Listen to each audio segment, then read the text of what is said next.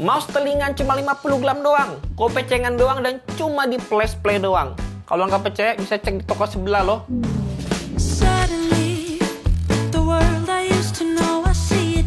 Halo, selamat datang di channel The Lazy Gadget. Dan di video kali ini gue akan ngebahas satu mouse dari Press Play yang juga ringan ya. Kalau misalkan kemarin gue ngebahas namanya Logitech Superlight Duodex, dan sekarang gue bahas ini mouse dari Press Play Iris. Dan sebetulnya secara pribadi gue tuh baru cobain yang namanya mouse ringan kemarin di Logitech itu.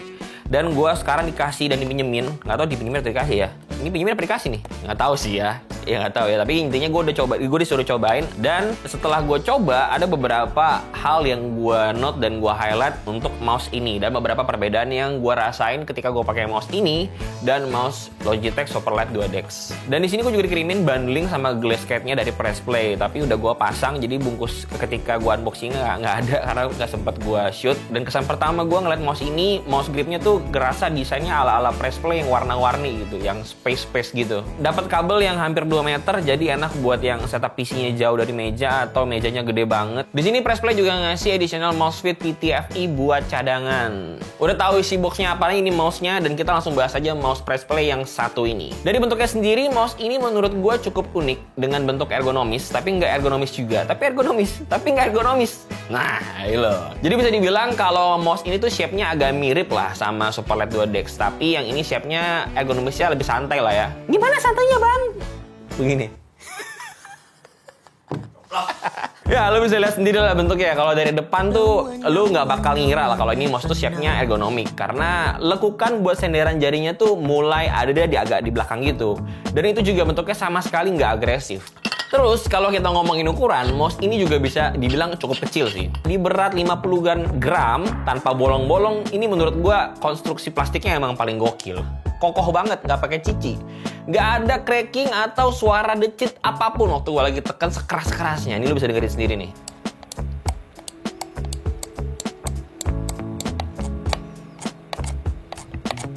Di unit Press Play Iris yang ada di gue sih nggak ada isu build quality-nya ya. Ngomongin bolong-bolong di mouse ini, sebenarnya tuh bolong-bolongnya ada di bagian bawahnya. Karena kalau lu buka mouse fitnya, itu bisa lu lihat kalau base bawahnya itu bolong-bolong model honeycomb gitu. Cuma menurut gue ya karena nggak kelihatan jadi nggak mengganggu sih. Walaupun sebetulnya gue sendiri juga nggak terganggu amat kalau misalkan pakai mouse yang bawahnya bolong, nggak ngaruh juga ya. Nah, mumpung lagi ngomongin berat dari mouse ini, distribusi beratnya tuh menurut gue gokil ya, surprisingly. Padahal kalau ngomongin mouse wireless dengan baterai, biasanya mereka itu bakal berat di belakang gitu. Jadi kalau kalian yang pakai fingertip grip, biasanya pantat mouse-nya tuh ketinggalan pas ngangkat mouse. Lagi begini terus ya pantatnya ketinggalan.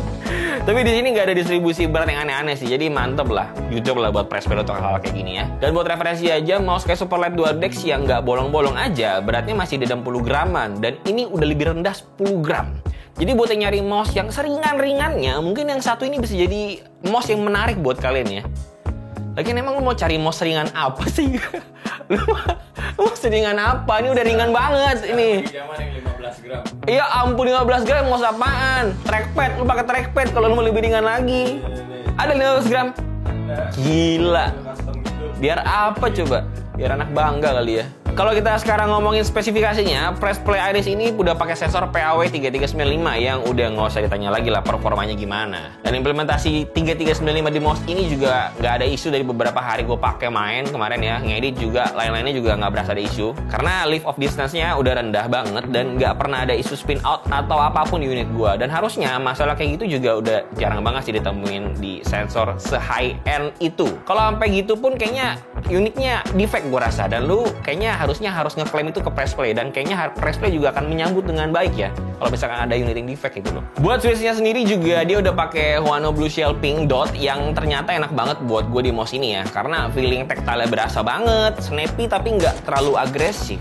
Dan dari suaranya juga enak, walaupun nggak bakal kalian dengerin juga sih kalau lagi pakai, kan lagi main itu kan biasanya pakai headset, jadi nggak kedengeran harusnya ya. Encoder scroll wheel-nya juga udah enak banget bagi gue buat main game ya, karena dia tuh pakai encoder TTC yang silver, yang feeling scrollnya itu cukup jauh antar stepnya. Terus pergeseran antar stepnya juga kerasa feedbacknya, dan pokoknya jadi enak gitu kalau misalkan kita main game FPS yang butuh lompat-lompat pakai scroll. Walaupun sebetulnya kekurangannya mouse ini jadi bikin capek ya, karena jarak stepnya jaraknya jauh gitu. Jadi telunjuk kita kalau dipakai scroll dokumen atau kita lagi baca komik, baca dokumen, baca berita tuh jadi jauh rasanya. Tapi ya kalau misalkan lu berkompromi sama hal ini nggak apa-apa juga. Terus kalau kita ngomongin aplikasinya, sebenarnya di setiap review mouse kedepannya mungkin bagian ini jadi hal yang sedikit lah dibahas. Karena emang sebetulnya gue juga nggak pernah ngoprek-ngoprek aplikasinya. Dan yang terpenting dari aplikasi mouse gaming wireless itu buat ngecek persenan baterai sama buat ganti state DPI doang menurut gue. Karena gue juga pakai monitor yang nggak gede-gede banget, antara 1080 atau nggak 2K, dan DPI yang selalu gue pakai itu cuma 800 sampai mungkin 1200 lah ya. Jadi cuma buat ganti DPI aja. Jadi ada settingan 1200, ada settingan 800, udah gitu doang. Nggak pernah gue oprek-oprek. Dalamnya masih original gitu loh, dari bawaan mouse-nya sendiri gitu. Dan mungkin yang paling penting dari aplikasi mouse ini juga kita bisa assign button ya. Misalkan kayak mau kalau lagi ngedit tuh gue butuh beberapa tombol yang gue replace gitu. Dan jadinya nggak pernah gue oprek-oprek yang gimana-gimana banget aplikasinya. Dan karena kebetulan ini dikirimin sama Press Play itu yang bundling sama gelas skate-nya, akhirnya di hari ketiga itu langsung aja gue coba ganti skate atau fitnya ke yang kaca. Dan yang bisa dilihat ya, kalau beberapa footage gaming nih yang lagi gue liatin tuh M-nya tuh jadi cukup shaky dan agak over lah. Kalau misalkan mau ngebenerin M-nya itu getar-getar banget berasanya. Karena emang gelas skate kayak gini bisa ngasih advantage di game-game tertentu aja. Kayak misalnya di game yang lu harus tracking konstan kayak Overwatch atau The Finals. Kemungkinan besar di game-game yang gue sebutin tadi, gelas skate itu bakal bisa ngebantu banget. Tapi kalau kayak di Valorant atau di CS2 yang M-nya itu sebenarnya seperlunya dan gak usah terus-terusan tracking, nah itu bakal bikin musuh terlalu licin dan kurang presisi kalau lagi ngeflick. Tapi itu balik lagi ke preferensi orang masing-masing ya. Karena kalau gue pribadi sih gue tetap pakai aja glass skate-nya karena gue emang gak terlalu sering main game dan lebih enak kalau misalkan dipakai buat urusan sehari-hari. Sekarang mari kita bahas wireless-nya. Dari mulai koneksinya udah gak ada masalah sama sekali sih di mouse Iris ini.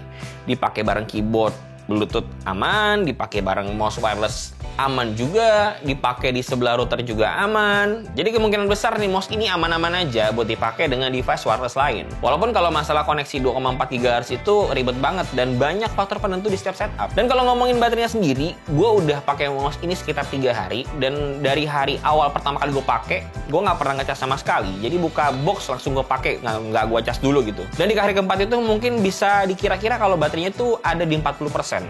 Jadi ya mungkin kalau dari 100% ke 0%, kalau dipakai secara intensif, gue rasa mungkin bisa 5 hari sampai seminggu lah ya. Sebuah hal wajar yang kayaknya kalau misalkan mouse gaming itu nggak ada RGB itu oke-oke aja gitu lah. Oke, kalau ngomongin experience gue selama 4 harian pakai mouse Press Play Iris ini sebenarnya enak-enak aja dan mantep-mantep aja tanpa ngerasa beda gimana-gimana dari mouse gue yang sebelumnya itu Super LED 2 Dex. Cuma emang ukurannya lebih kecil aja, jadi telapak tangan di bagian bawah ini agak ngambang kalau pakai ini nih.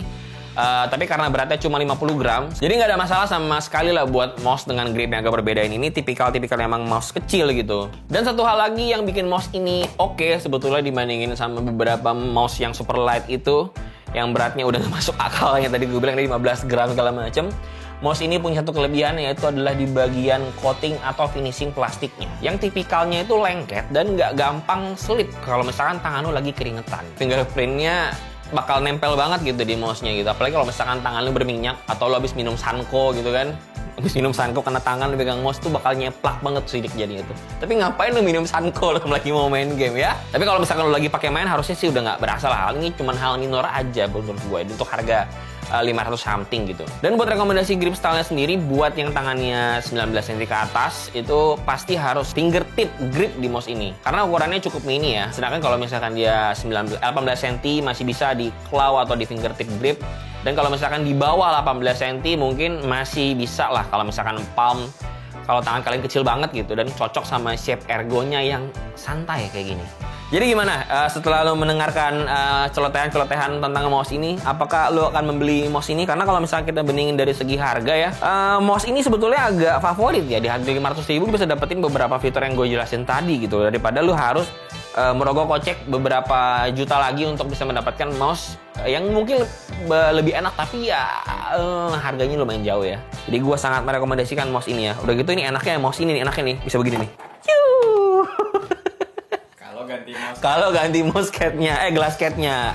Kalau enggak ya nggak bisa nggak bisa kan? Ini bisa dia. Bisa. Gimana menurut lo mouse ini? Apakah menurut lo tertarik sama mouse ini atau enggak? Komen di bawah aja, silakan. apalagi ya, kira-kira mouse apalagi yang berikutnya harus dicoba? Karena kayaknya yang 15 gram tuh menarik juga itu dari Jan. Mau juga tuh dicoba tuh kayaknya 15 gram. Berapa duit tuh? Oh, nggak usah kalau gitu. Nggak menarik kalau gitu ya. 1,5 ya. Kita skip dulu aja ya. Kita skip dulu saja yang begitu-begitu yang aneh-aneh ya.